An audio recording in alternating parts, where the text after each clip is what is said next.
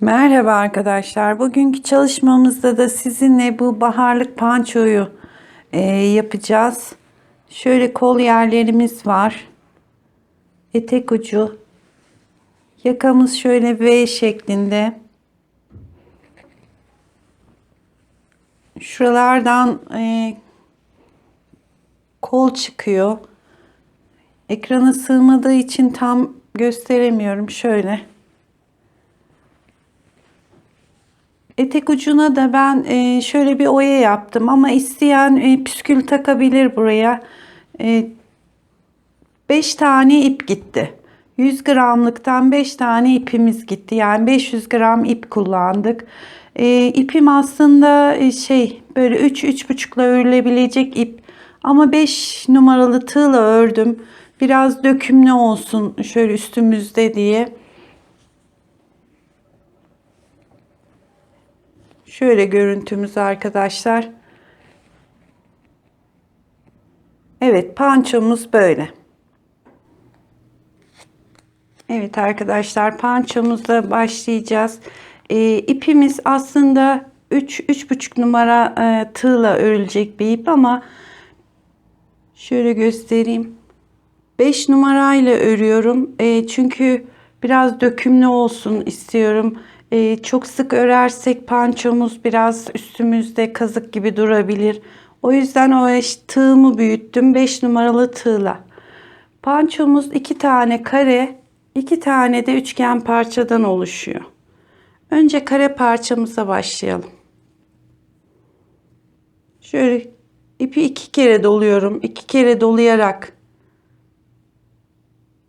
sihirli halka yapıyorum. 1 2 3 zincirle yukarı çıktım.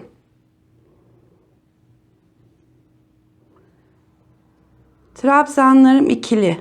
2 de çıkıyorum. 3 tane trabzan yaptım. 1 2 2 zincir çektim.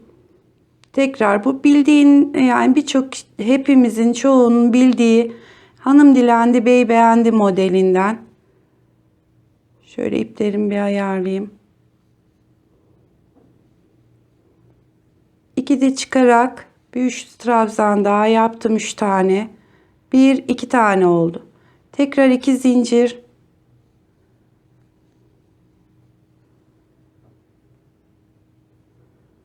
Üç tane daha ikili trabzan yapıyorum.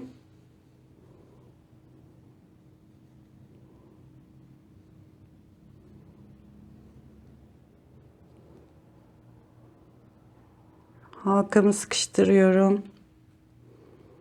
2 zincir. 3 tane daha ikili trabzan.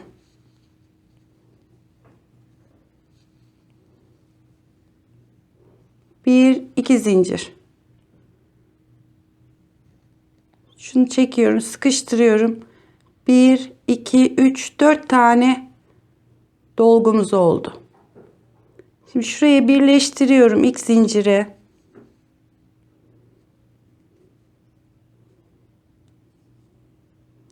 İpimi şu boşluğa kadar yürütüyorum.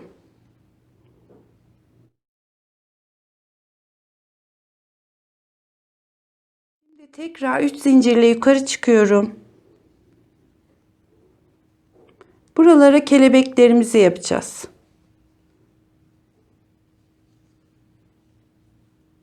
Üç tane yaptım. 2 zincir çekiyorum. Aynı yere 3 tane daha.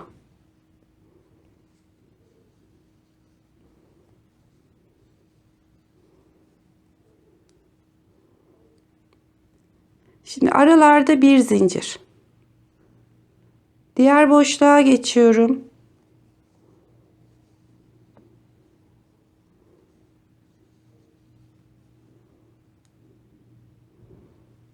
Kelebeklerin arasındaki zincir 2 tane.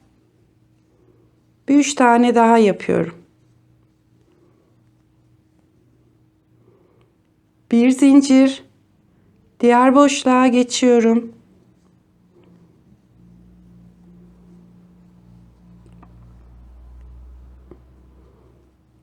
2 zincir, aynı yere 3 tane daha yapıyorum.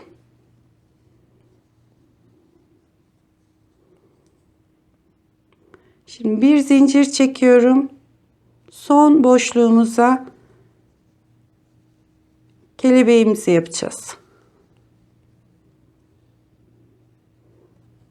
2 zincir, aynı yere 3 tane daha.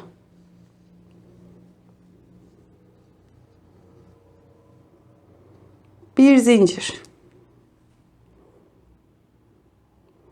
Şimdi ilk başladığımız 3 zincirle yukarı çıktığımız yere birleştiriyorum. Ve ipimi şu boşluğa kadar yürütüyorum. Bakın şöyle bir karemiz oluştu.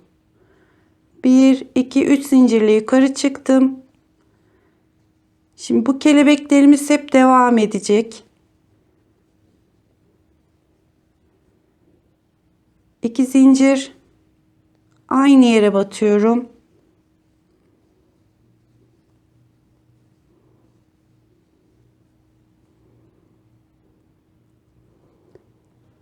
Dolgular arasındaki yapacağımız şuradaki dolgular arasındaki zincirlerimiz bir tane. Sadece kelebeklerin arasındakiler 2 tane. Buraya üçlü dolgu yapıyorum. Bir zincir çekiyorum. Diğer kelebeğin ortasına kelebeğimizi yapıyoruz.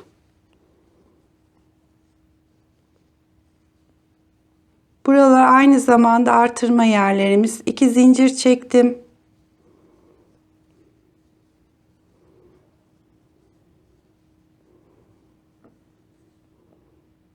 Şimdi bir zincir çekiyorum. Şuradaki boşluğa tek 3 tane ikili trabzan yapıyorum.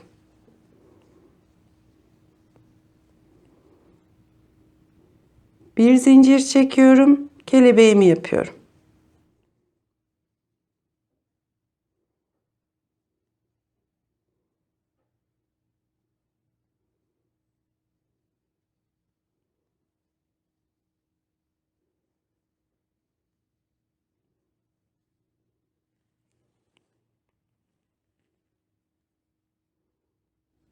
Şimdi bir zincir çekiyorum. Yine şu boşluğa 3 tane ikili trabzan. Bir zincir. Kelebeğimi yapıyorum.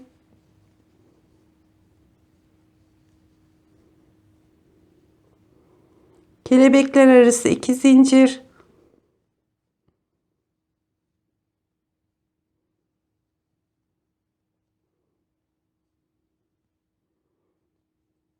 Son boşluğumuza 3 tane ikili trabzan.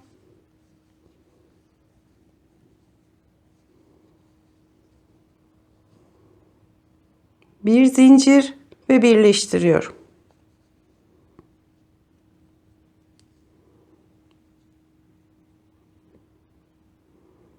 Şimdi ipimi yürütüyorum yine. 3 zincirle yukarı çıkıyorum.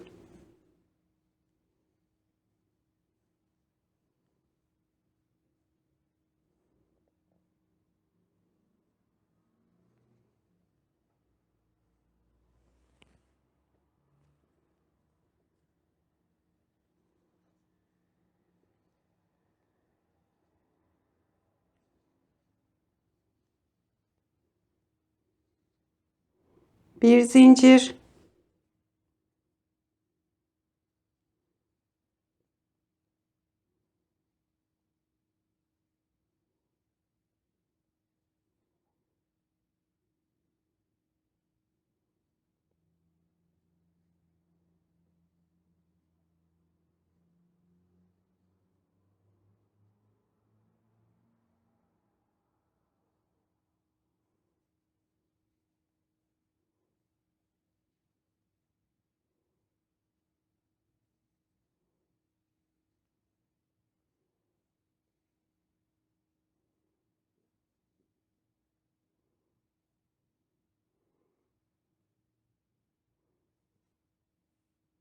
İlk kare motifimiz böyle böyle büyüyecek. Bir böylece yapalım. Santim olarak ölçelim. Evet arkadaşlar, kare motifimiz bitti. Şöyle tam ortadan tutuyorum. 43 santim. Evet. 43 santim. Böyle iki tane kare parça hazırlıyoruz. Hatta ben size şuradaki dolguları da sayayım. Şu kelebeğimiz 1, 2, 3, 4, 5, 6, 7, 8, 9, 10, 11, 12, 13, 14, 15 tane dolgumuz olmuş bir kenarda.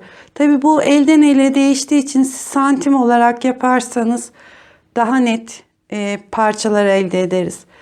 Bundan iki tane hazırlayalım.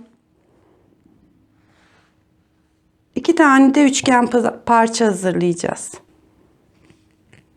Evet arkadaşlar, ben üçgen parçanın bir parçasını hazırladım. Şimdi bunun yapımına başlayalım. Bu yarım motif. Yani şu yaptığımızın karenin şöyle yarısını yapıyoruz.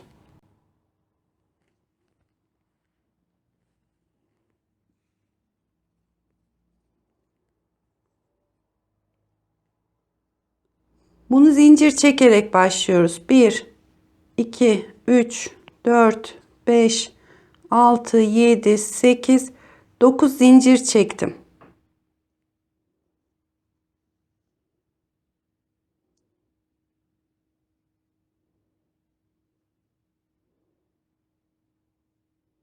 Sıkı çekmişim. Ve şöyle birleştiriyoruz. Şimdi 1, 2, 3 zincirle yukarı çıktım. Doluyorum. 2 tane trabzan yaptım. 2 zincir çekiyorum. 2 tane daha trabzan. 2 zincir çekiyorum. 2 tane daha, yani toplamda 6 tane trabzanımız oldu burada.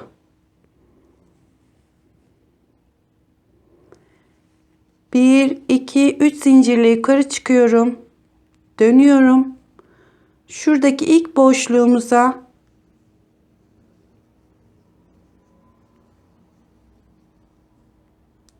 iki tane trabzan yaptım. 2 zincir çekiyorum.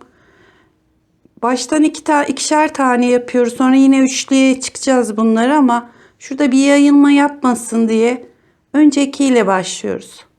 Diğer boşluğa geçiyorum.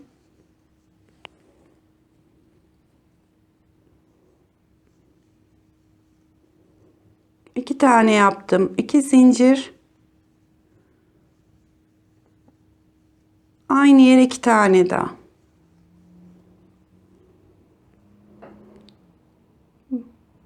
İki tane kelebeğimiz oluştu. Şimdi yukarı çıkmadan önce daha sonra, çünkü bunu kenarlarına da yapacağız. Normalde 3 zincir çeker döneriz. Tığıma doluyorum. Şu alttakinin kenardaki dolguya batıyorum.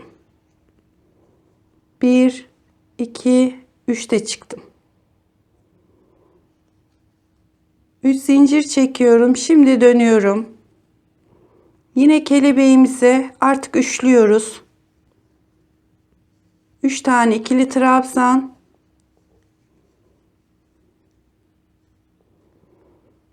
2 zincir. Aynı yere 3 tane daha.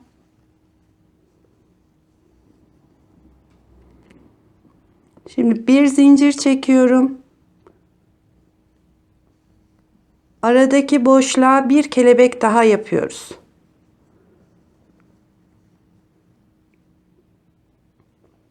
İki zincir. Aynı yere bir 3 tane daha.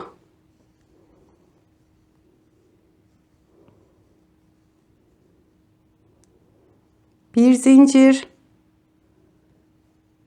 Diğer boşluğumuza geçip kelebeğimizi yapıyoruz.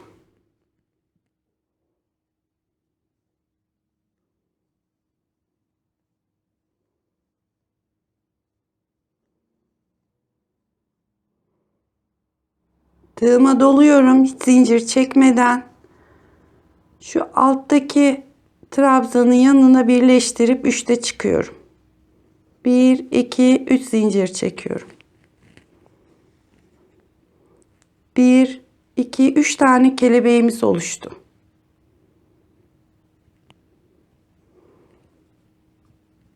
Dönüyorum.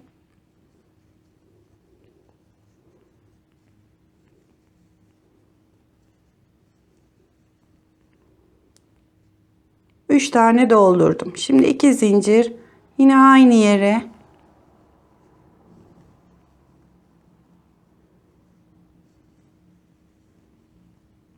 Şimdi bir zincir çekiyorum. Şu yüzüğümü çıkaracağım arkadaşlar. Takıldı ipe. Şimdi şuradaki boşluklarımızı 3 tane dolduruyoruz sadece.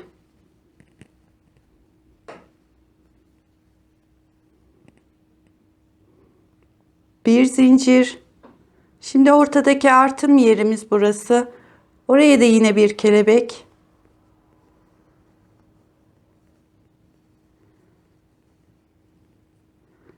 Bir iki zincir.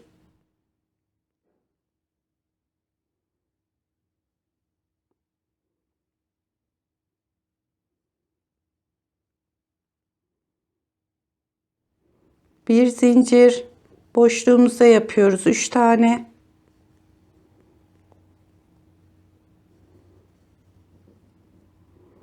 Bir zincir.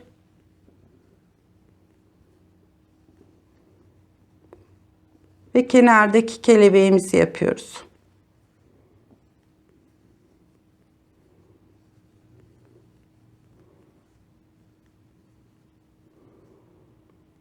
Tığıma doluyorum hiç yukarı dönmeden şu alttaki trabzanın kenarına batıyorum.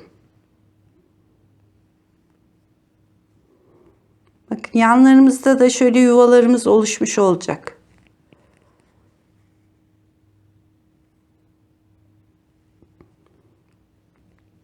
Üç zincir çekiyorum yine. Geri dönüyorum. Bu parçamız da böyle büyüyecek.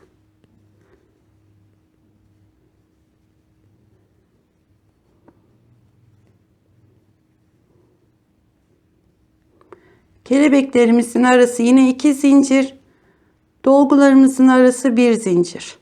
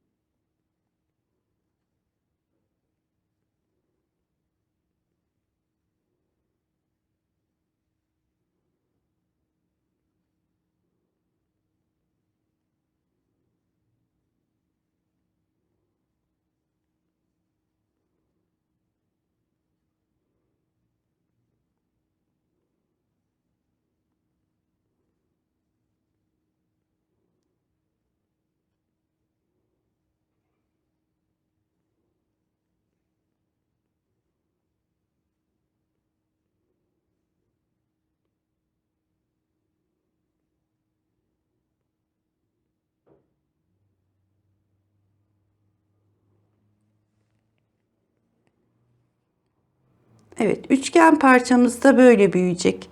1 2 3 tane artma yeri var. Şu aralardan büyüyor zaten. İkinci parçamızı da böyle hazırlayalım. Birleştirmesini yapalım. Evet, ikinci üçgenimizi bitirmek üzereyiz. Bu üçgen parçamız ekrana tam sığmıyor ama şu kenarlara karemizi koyuyoruz. Şu da kare parçamız. Üçgen parçamızı bu araya ekleyeceğiz. Şöyle eklemesini yapacağız. Şimdi üçgen parçanın son sırasına giderken bu fark etmez. Kareyi yaparken de ekleyebilirsiniz. Şu kenarına ekleyeceğiz ama burada bir Şöyle kol açıklığı bırakmak istiyorum. 1, 2, 3, 4, 5, 6, 7 ve 8. 1, 2, 3, 4, 5, 6, 7. Şurada 8. dolgumuzun şuradan itibaren eklemesini yapacağız. Oraya hemen bir işaret koyuyorum. Şöyle dursun. Şu da üçgen parçamızın son sırası.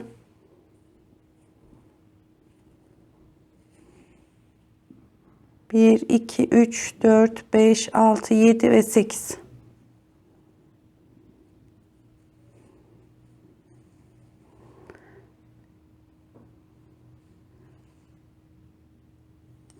Burada iki parçayı eklemeye başlıyorum.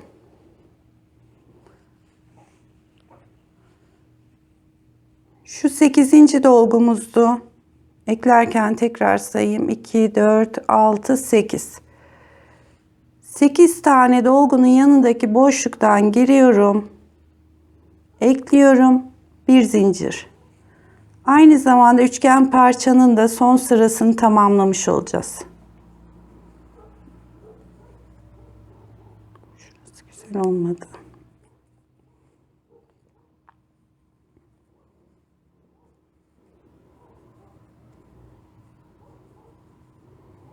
Üç tane doldurdum.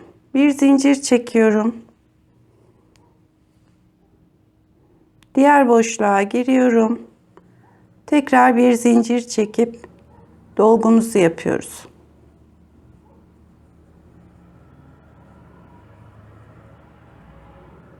Bir zincir çekiyorum.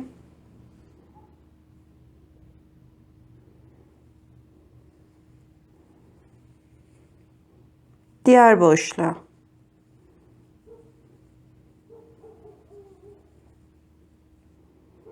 Bir zincir çekiyorum.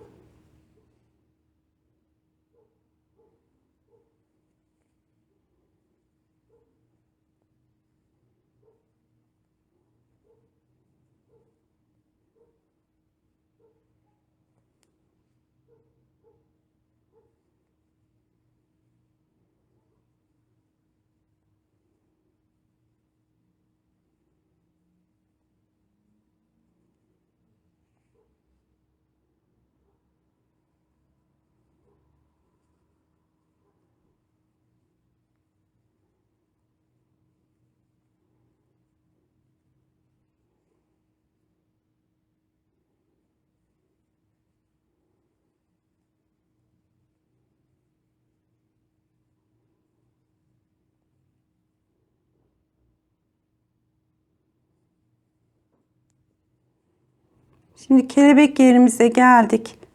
Önce 3 tane dolduruyorum. Burada 2 zincir çekiyorum.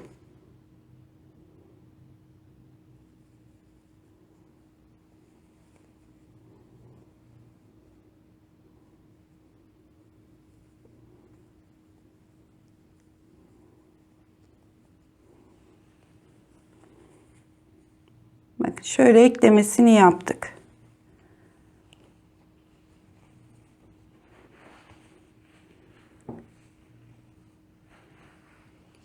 Şimdi diğer kare parçamızı da bu tarafını ekleyeceğiz. Yine 1, 2, 3, 4, 5, 6, 7, 8 tane dolgumuzu eklemeyeceğiz.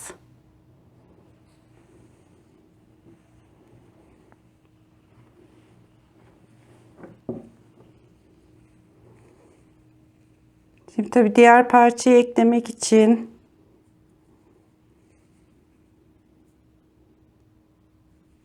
şu köşeye geldiğimizde diğerinin köşesiyle ekleme yapacağız.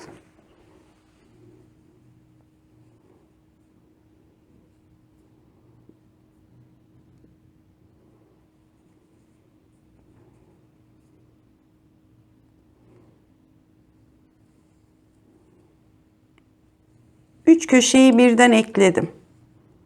1, 2 zincir çektim.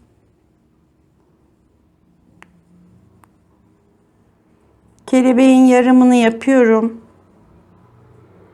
Bir zincir çekip artık diğer kare parçanın boşluğuna batıyorum.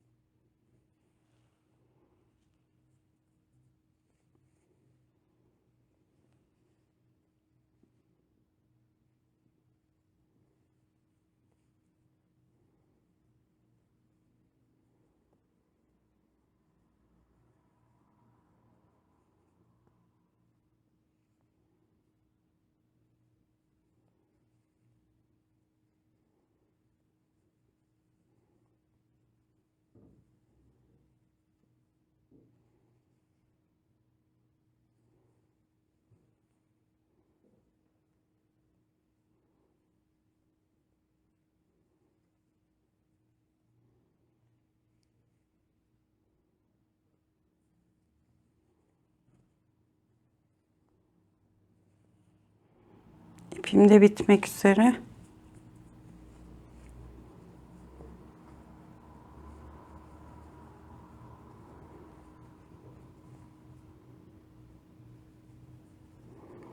Şimdi aynı zamanda şunu sayalım. 8 tane bırakacağız.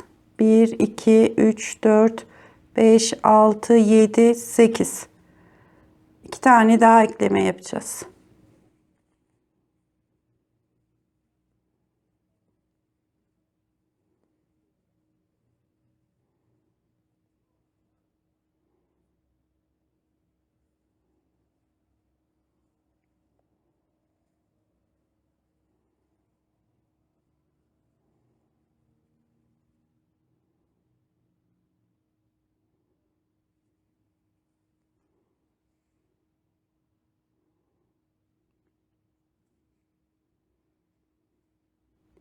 Sekiz.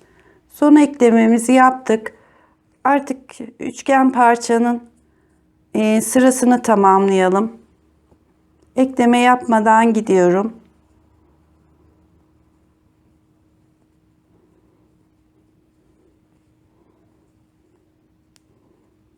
Aralarımız bir zincirdi.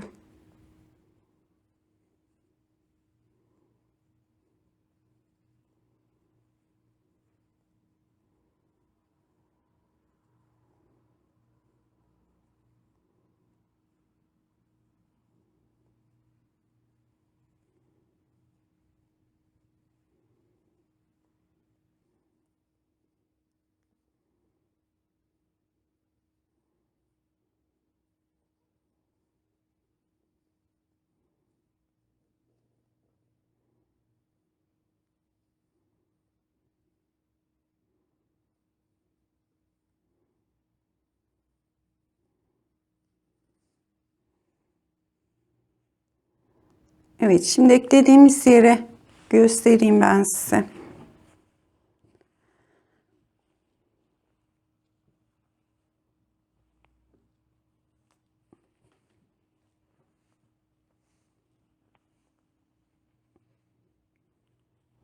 Bakın yandaki kare parça, iki kare parçanın arasına üçgen parça ekledik. Bu açıklık bıraktığımız yer ön. Diğer arka üçgeni eklerken komple ekleyeceğiz. Arkası dümdüz olacak. Şuralardan kol çıkma yeri bıraktık. Şimdi diğer üçgen parçayı da ekleyelim. Bütünleşsin pançomuz. Etrafının gitmesini göstereyim.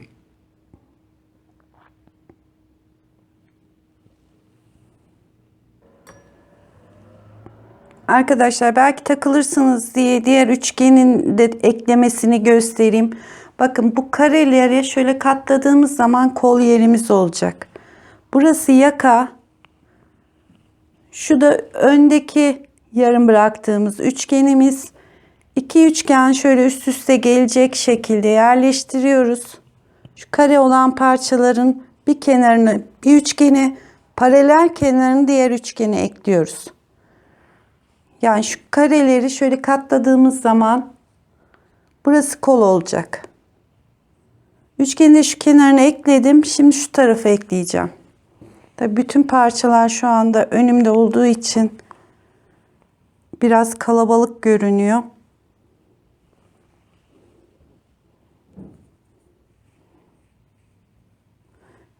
Şimdi hem koldaki kare parçayı alıyorum. Ortaya batıyorum. Diğer parçayı üçünü birden ekliyorum. 1-2 zincir çekiyorum. Üçgen parçamızın ikinci kenarını yapıyoruz. Bir zincir çektim.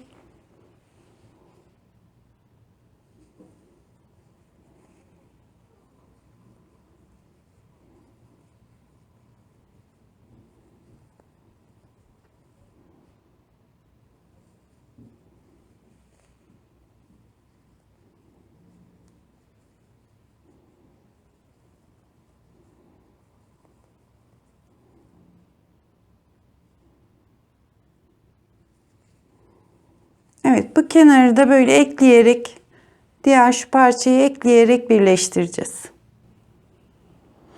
Evet arkadaşlar, pançomuzun eklemesini bitirdik. Bakın şu kare parçamız kol. Şöyle ikiye katlıyoruz. Şu önümüz olacak. Diğer kare parçamız da diğer kol. Şurası yakamız. Şöyle bir açıklığı var. Şu alt kısmımızda pançomuzun şöyle bir şunu ekleyeyim size. Çünkü açarken çok açılıyor gösterirken. Bakın. Burası pançomuzun kol yeri olacak.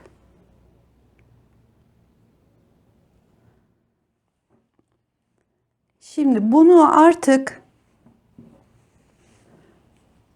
ipimiz zaten burada kaldı ön parçada.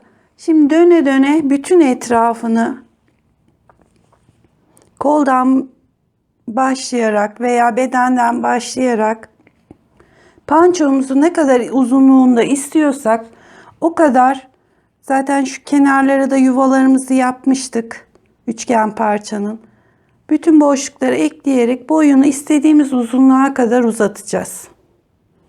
Şöyle bir de açık göstereyim ben size.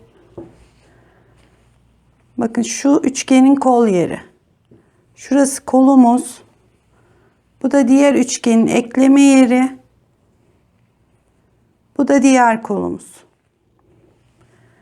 Şimdi ekrana sığmadığı için göstermesi biraz zor oluyor ama anlaşılmıştır inşallah.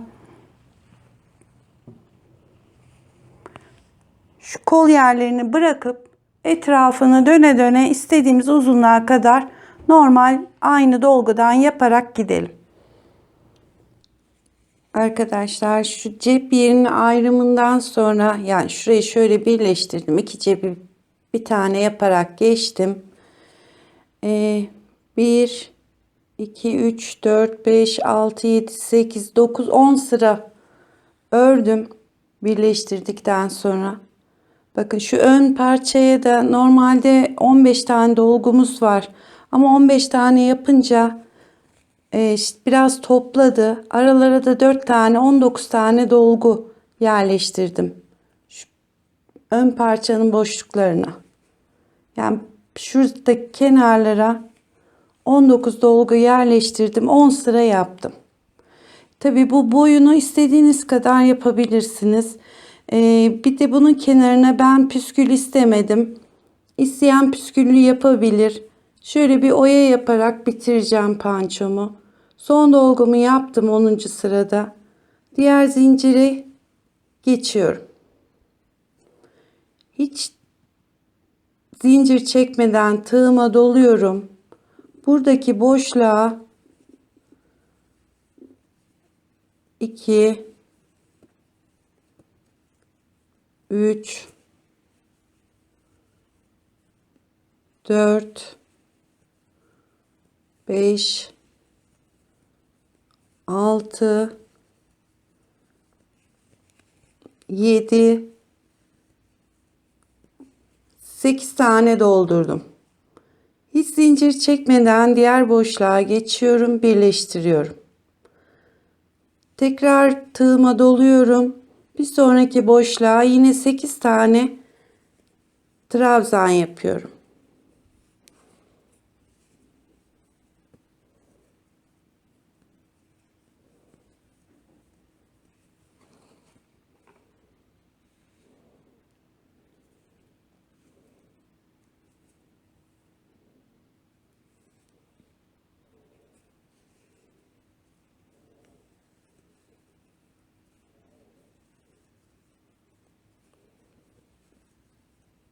Yedi ve bu da 8.'imiz.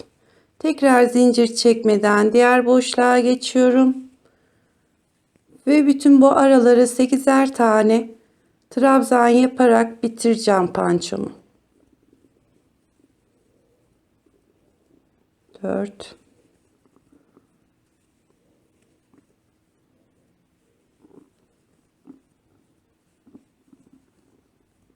8 birleştiriyorum. Bak, pançomun kenarına da böyle bir minik oya yapıp bitireceğim. Dediğim gibi isteyen ucuna püskül de takabilir. Pançomuz bitti. Cep ağızları ve yaka kaldı. Bu kenarı da bitirelim. Cep ağzını yapalım. Kenar oyamız bitti. Bütün çevreyi böyle oya ile gittim. Şimdi şuradaki kol ağzı yerimiz var. Oraya da şöyle birkaç sıra sık iğne gidelim ki şurada bir açılma yayma yapmasın diye. Şu cep ağzımızın şöyle biraz ilerisine ipimi bağlıyorum.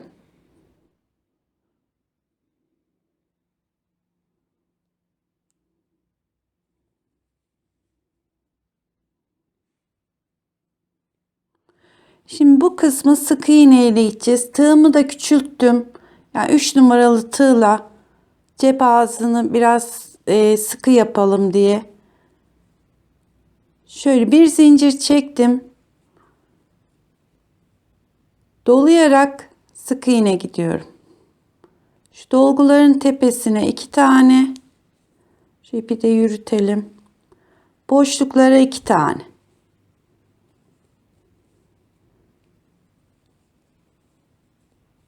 Dolguların tepesine 2 tane yapıyorum. Boşluklara 2 tane.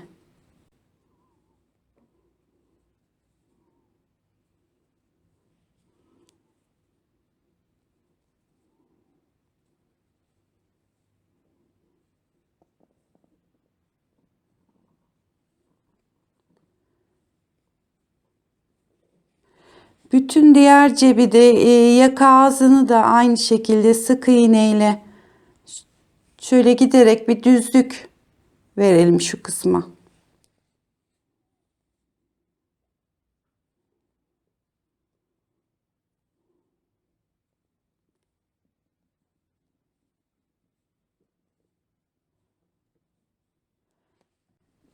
Şimdi şu birleşme yerine geliyoruz. Şimdi bir tane dolgunun tepesine yaptım. Doluyorum. Bir tane diğer dolguyu. Tekrar doluyorum. Bir tane boşluğa. Şu anda 3 tane ilmeğimiz var. Tekrar doluyorum diğer boşluğa. 4. Bir tane de buraya alıyorum. 5. Şu 5 taneyi birden topluyorum. Yani şu cep ağzının yayıklığını alıyoruz. Tekrar sık iğne ile devam ediyorum. 2 tane boşluklara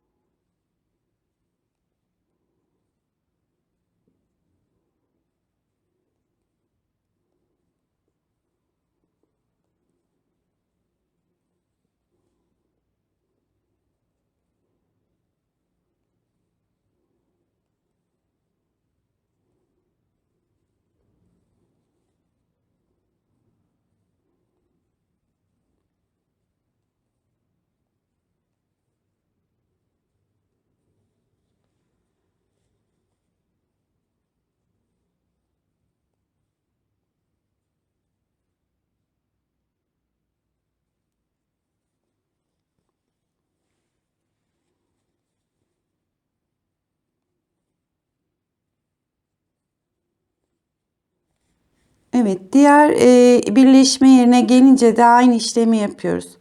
Önce dolgun tepesindeki bir tane sık iğneyi yaptım. Doluyorum, bir alıyorum. Doluyorum, 2. Doluyorum, 3.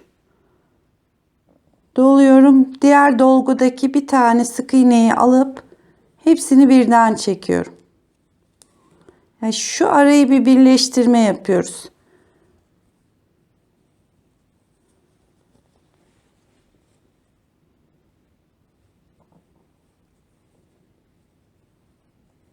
Evet, ilk yaptığım yere geldim. Şöyle bir birleştiriyorum.